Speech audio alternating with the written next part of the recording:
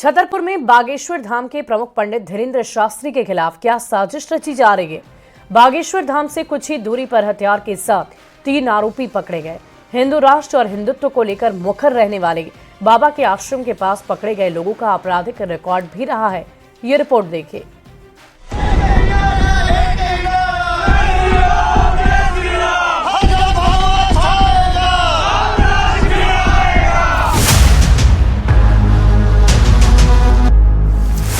बाबा बागेश्वर पर हमले की साजिश किसकी? ये दो पक्षीय नियम लगाने की जो बातें करते हैं, ऐसे लोगों के ऊपर ही हमें सुतली बम रखवाना है।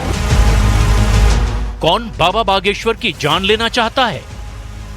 बकरीद बंद करवा दो, उतने रुपया जो लाखों के बकरे काटे जाते हैं, जीव हिंसा भी बचेगी। उन रुपयों को गरीबों में बांट दो। बागेश्वर धाम के खिलाफ बड़ी साजिश का खुलासा।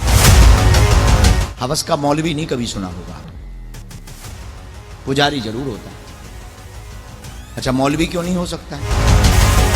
बाबा बागेश्वर से सिर्फ 50 मीटर दूरी पर शूटर। अपने नाम के साथ में जात के पीछे नहीं, अपनी जाति के आगे हिंदू लगाना प्रारंभ कर देवे। हिंदुत्व वाले बयानों से टारगेट पर बाबा। एक कथा भी सुनाएंगे और धर्म विरोधियों की ठटरी मारेंगे। बाबा बागेश्वर के खिलाफ बड़ी साजिश का खुलासा हुआ है।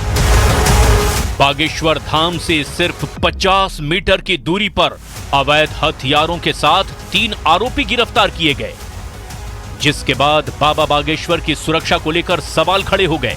दीपावली से सिर्फ एक रोज पहले पंडित धीरेन्द्र शास्त्री के घर से महज 50 मीटर की दूरी पर 3 आरोपी आर्म्स एक्ट में गिरफ्तार हुए हैं। इनमें से 3 आरोपियों में से 2 आरोपी आदतन अपराधी हैं।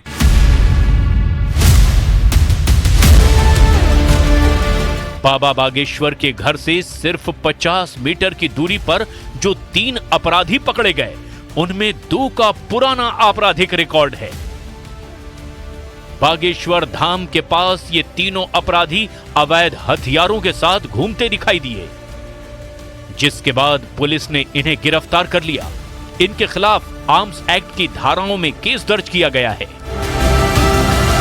पुलिस ने जिन 3 आरोपियों को गिरफ्तार किया, उनके नाम हैं मुबीन उर्फ बड़े खान, जिस पर हत्या की कोशिश समेत 3 केस चल रहे हैं।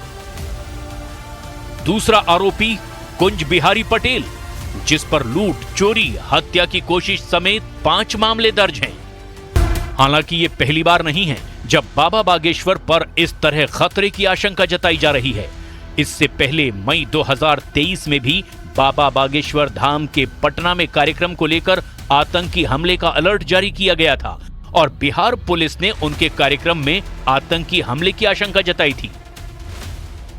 अभी बाबा बागेश्वर को वाई कैटेगरी की सुरक्षा मिली हुई है, जिसमें 8 से 11 सुरक्षा कर्मी उनके साथ चलते हैं। सुरक्षा टीम में हथियार बंद कमांडो भी होते हैं। बड़ी बात यह है कि बाबा बागेश्वर न सिर्फ बागेश्वर धाम में बल्कि पूरे देश में अलग अलग धार्मिक कार्यक्रमों में शामिल होते हैं, जहां वो प्रवचन करते हैं, भक्तों से मिलते हैं। कई मौकों पर वो बिना किसी खास सुरक्षा के भी दिखाई देते हैं। लेकिन इस घटना के बाद उनकी सुरक्षा को लेकर सवाल खड़े हो गए हैं। सवाल ये भी कि क्या इनका कनेक्शन बाबा के बयानों से है? क्या उनके हिंदुओं के समर्थन में दिए गए बयानों ने उन्हें अपराधियों का टारगेट बना दिया है? हमने आज एक नया नारा बनाया है भारत के इतिहास में, तुम मेरा साथ दो, हम हिंदू राष्ट्र बनाएंगे। हाँ, तुम हमारा साथ दो, हम हिंदू राष्ट्र बनाएंगे। ये देश का दुर्भाग्य है, जब भी सनातन हिंदू धर्म के त्योहार आते हैं तो कोई ना कोई कानून की उल्लंघना की बात करता है, रोक लगाता है, रोक लगाने की मांग करता है कि जितने दियों में तेल जलाया जाता है, घी जलाया जाता है, इतना अगर गरीबों में बांटते हैं तो भला हो जाएगा। हम उन महाशय महामूर्खानंद को कहना चाहते हैं कि इस देश में बकरीद भी तो होती है। बकरीद बंद करवा दो, उतने रुपया जो लाखों के बकरे काटे जाते हैं, जीव हिंसा भी बचेगी। उन रुपयों को गरीबों में बांट दो।